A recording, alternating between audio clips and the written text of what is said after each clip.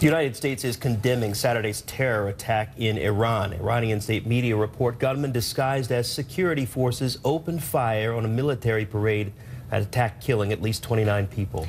Iranian officials blame separatists, but they also say the attackers had foreign support from countries like the United States and Saudi Arabia. The U.S. State Department had this to say about the Iranian people, not the government. Quote, "We stand with the Iranian people against the scourge of the radical Islamic terrorism and express our sympathy to them at this terrible time." That military parade was being broadcast on television when the gunmen opened fire.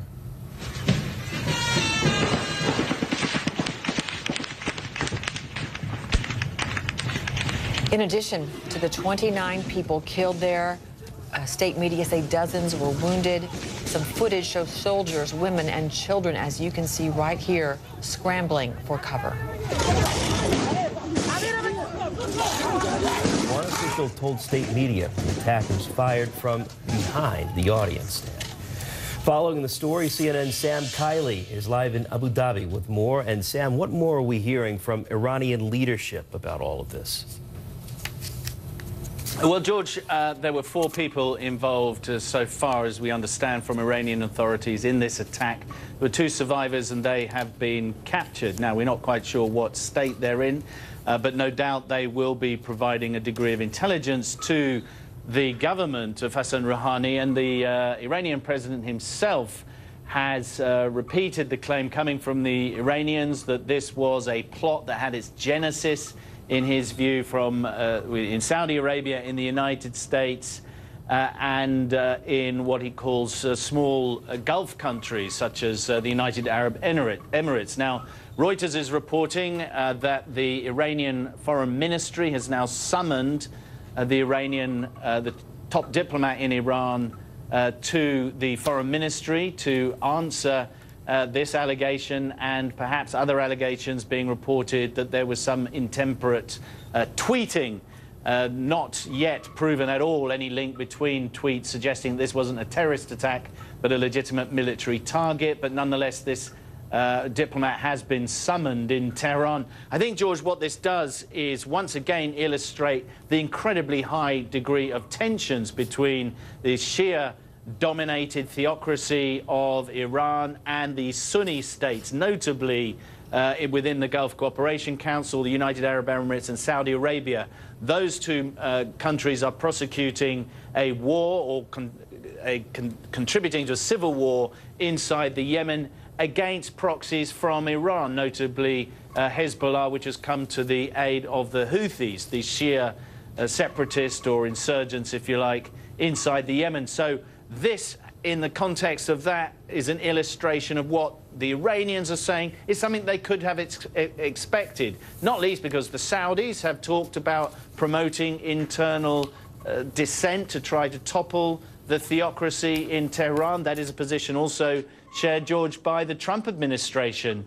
So in that context, of course, it's not that surprising that Mr. Rouhani would blame the United States, because it is the United States and her allies that have been calling not for violence, I stress, but for some kind of pressure to be brought on the Rouhani regime, a regime, of course, that is subjected to very stringent international sanctions, particularly from the United States following the American suspension of their participation in the deal that allegedly put an end to the Iranian nuclear weapons program. George? Again, so Iran, pointing the finger at the United States and at regional allies. Is there a concern in Iran, given, as you point out, that the United States backed out of the nuclear deal under the Obama administration? Is there a concern that what happened here, that there could be more of that to come?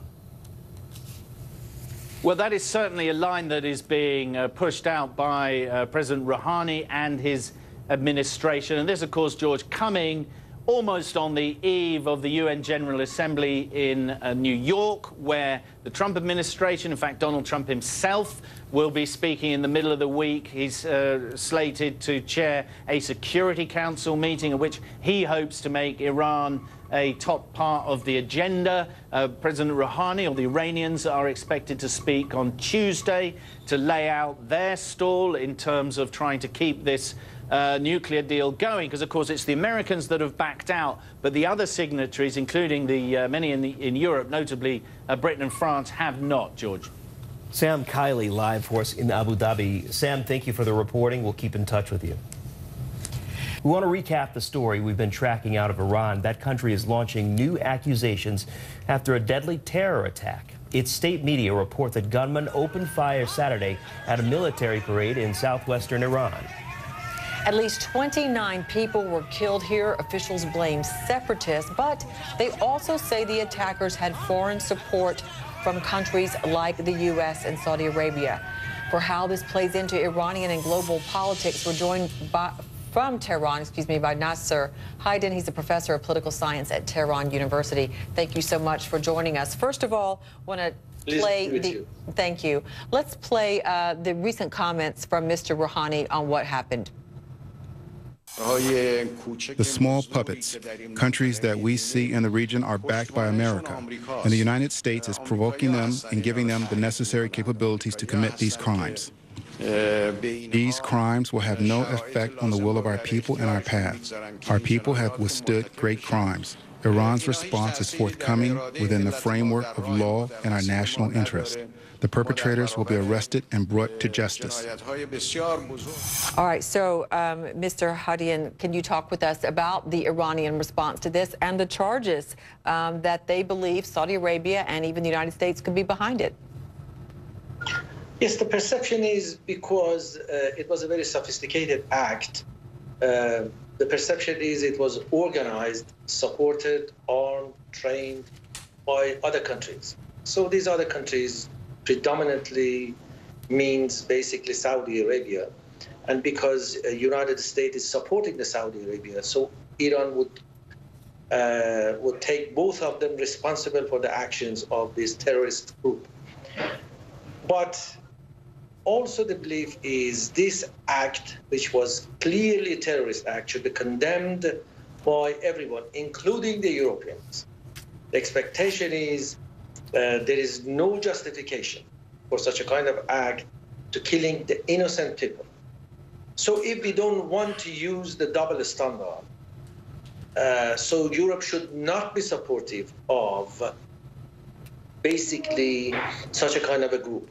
I was listening to ABC Persian last night myself, and the spokesman for this terrorist group basically had a chance to say that, yes, we accepted the act. It was done by ourselves. They accepted the responsibility of the act.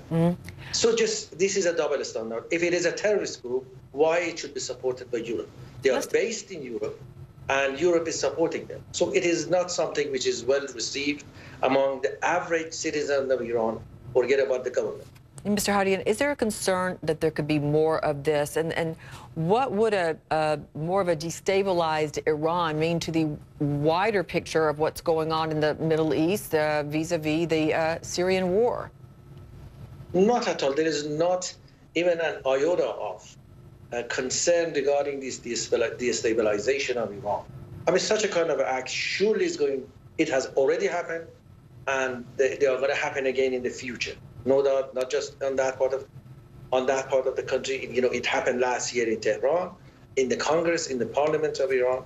So it's going to happen again in different parts of Iran.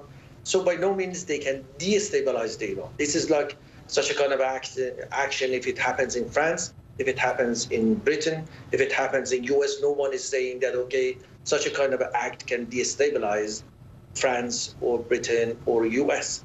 So these kind of things can happen in Iran too. So the government is fully and firmly in charge and control and can deal with these issues. But it doesn't mean that such a kind of actions are not going to happen. Yes, they are going to happen. But the point is, what would be the reaction of not only Iranian government, Iranian society, but international community? We should see how international community are going to deal with. This is like, you know, if, for instance, there is a terrorist actions in the metro station, in subway station in US, we come and we give them the platform for saying that, okay, these have been our resentment against the Britain, so that's why we took such action. Or about the Twin Tower in New York. Just imagine we give the We give them a platform. They announced that, okay, we had the resentment against the U.S., so that's why we took such a kind of action.